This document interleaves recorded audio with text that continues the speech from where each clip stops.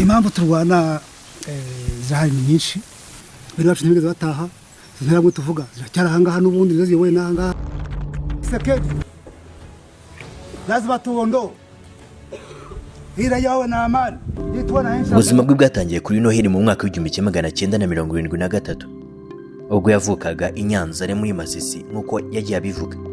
Avuka mu muryango w'abatutsi wo muri Kongo. Makenga yataye ishuri ku myaka 17 ajya mu mutwe w'inyeshyamba wa Rwandan Patriotic Front. Abanyarwanda bari impunzi barwaniraga guhagarika ihohoterwa ku batutsi mu Rwanda, gutaka ku bahunze n'uburenganzira. Mu gihe icyo gihe mu Rwanda ubutegetsi bwari bufitwe ahanini n'abahutu. Mu gihe cy'imyaka FPR yarwanye n'ingabo za leta y'u Rwanda zitsindwa mu mwaka w'1994.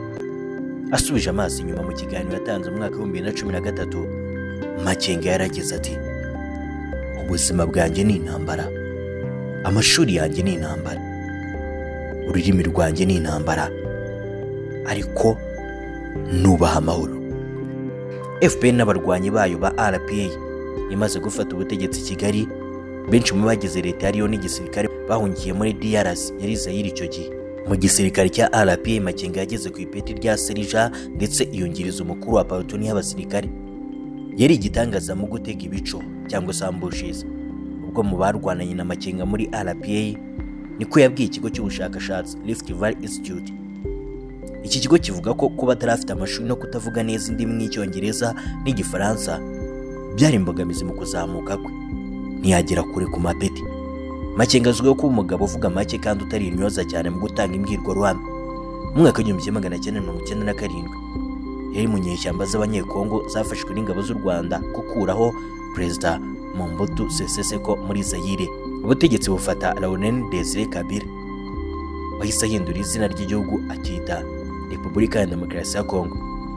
Gusa Makenga yatangiye gushwana n'abamukuri, yatowe muri yombi n'abasirikare nyuma yo kwanga amabwiriza yo gusubira mu Rwanda nk'uko byavuzwe n'akanama ka ONU gashinzwe umutekano, kavuga ko yafungiye ku kirwa cy'Iwawa. Hagati aho imikoranire hagati ya Laurent Kabila n'u Rwanda yaje kunanirana. U Rwanda rwifuza kurandura inyeshyamba z'abahutu zasize zikoze jenoside mu Rwanda zigahungira muri Kongo. Nyuma y'uko izi nyeshyamba zajyaga zitera mu burengerazuba bw'u Rwanda zikica abantu, Kabila ntiyashoboye guhagarika izo nyeshyamba ndetse ategeka ingabo z'u Rwanda yakoranaga nazo ikincaza kuva muri Kongo. Nyuma y'ibyo u Rwanda rwateye Kongo mu mwaka w'1998 ubwo Makenga yarekurwaga, yoherejwe imbere mu bayoboraga urugamba mu nyeshyamba zafashwaga n'u Rwanda. Uko imyaka yagiye ishira, Makenga yagiye amenyekana nk'umurwanyi kabuhariwe uzi kuyobora ingabo ku rugamba. Ubwo ingabo z'u Rwanda zinjiraga muri Repubulika ya Demokarasi ya Kongo, habayeho kwiyongera ko guhohotera abatutsi b'abanyekongo. Laurent Kabila yavugaga ko abatutsi bashyigikiye ibyo bitero, abandi bategetsi nabo bagashishikariza rubanda kwibasira muri ubwo bwoko. Makenga yashinzaga abategetsi ba Kongo kugambanira abasirikare b'abatutsi. Yagize ati: Kabila ari umunyapolitiki, njye sindiwe, ndi umusirikare kandi ururimi nzi n'urw'imbunda. Ibihugu bituranye byinshi byinjiye muri iyo ntambara na ONU yohereza ingabo nyinshi kugerageza kugarura amahoro. Bivugwa ko abantu barenga 5,000,000 baguye muri iyo ntambara n'ibyayikurikiye, ahanini kubera inzara n'indwara. Mu mwaka w'2001 Laurent Kabila yiciwe mu biro bye n'umusirikare muto wamurindaga, asimburwa n'umuhungu we Joseph Kabila. Imirwano yarangiye neza mu mwaka w'2003, habaye kumvikana n'ubutegetsi bwa Joseph Kabila. Makenga n'abandi bari mu nyeshyamba bashyirwa mu ngabo za leta mu gikorwa cyiswe Mixage et Brassage. Nyuma haba amasezerano ya leta n'inyeshyamba mu mwaka w'2009. Nyuma y'imyaka y'agahenge ku butegetsi bwa Joseph, Makenga n'abandi baje kuva mu ngabo batangira umutwe wa M23, bashinza Kabila kubahiriza amasezerano ya 2009 yajyanye n'inyeshyamba. Icyo gihe zari ziyobowe na Laurent Nkunda. Muri Mata mu mwaka w'2012 bashinga M23, Makenga yese ajya ku ipeti rya generali, nyuma batangira ibitero bikomeye byafashe umujyi wa Goma. Icyo gihe Makenga yashinjwe ibyaha by'intambara ndetse Amerika yamushyiriyeho ibihano imushinja kwinjiza abana mu gisirikare n'ubwicanyi ku basivili. Makenga yavuze ko ibyo birego nta shingiro bifite. Nyuma yo kurekura umujyi wa Goma hashize iminsi 10 gusa bawufashe mu mwaka w'2013, M23 yarashwe n'ihuriro ry'ingabo z'ibihugu byo mu karere n'iza ONU, icikamo ibice, icikamo kabiri. Igice kimwe cya Makenga gihungira muri Uganda, ikindi cya Jean Bosco Ntaganda gihungira mu Rwanda. Uyu yishyikiriza ambasade ya Amerika i Kigali.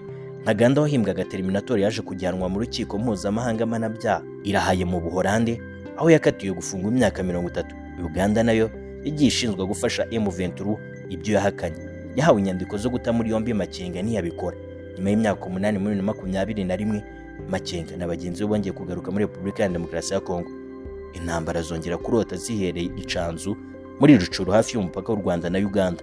Amasezerano menshi yo guhagarika imirwano hagati y'impande zirwana ntiyubahirijwe, buri ruhande rushinze urundi kuyarengaho. Kuva icyo gihe Makenga si kenshi yagiye aboneka mu ruhame, akenshi ibya M23 abirekera umuvugizi cyangwa se Colonel Nanga. Nyuma y'uko bashinze ihuriro Alliance Fleuve Congo, Makenga yigeze kuvuga ko intambara ze azirwanira abana be batatu kugira ngo umunsi umwe bazagira ahazaza heza muri iki gihugu. Yaragize ati, sinkwiye kuboneka nk'umugabo udashaka amahoro, mfite umutima, mfite umuryango n'abantu nitayeho. Makenga yakatiwe igihano cy'urupfu n'ubutegetsi bwa Kongo, gusa avuga ko nta kizamuvana ku byo yiyemeje. Ati, nzatanga icyo byasaba cyose. Banyaruhango namwe mutuye mu ntara byagurira kugera mu mujyi wa Kigali ngo mwinjoyinge Goodrich Fitness Gym, mwubaka umubiri, mwirinda indwara zirimo iz'imitsi, stroke ndetse n'izindi ziterwa no kudakora siporo zigenewe umubiri wawe. Ubu ntibikiri ikibazo kuko Goodrich Fitness Gym yabazana ishami mu karere ka Ruhango. Ngayo nguko rero ryoherwa na siporo hamwe n'ibikoresho bigezweho ndetse n'abakoci babigize umwuga. Akarusho kandi muri Goodrich Fitness Gym, mbere yuko ukora siporo turabanza tukagusuzuma tukamenya aho ubuzima bwawe buhagaze, bityo tukagufasha guhitamo siporo ukeneye. Iri shami rya Goodrich Fitness Gym riherereye mu karere ka Ruhango, dukora iruhande rwa gare ku nyubako ya etaje nshyashya ihari. Ku bindi bisobanuro duhamagare kuri nomero 0788 30 27 73.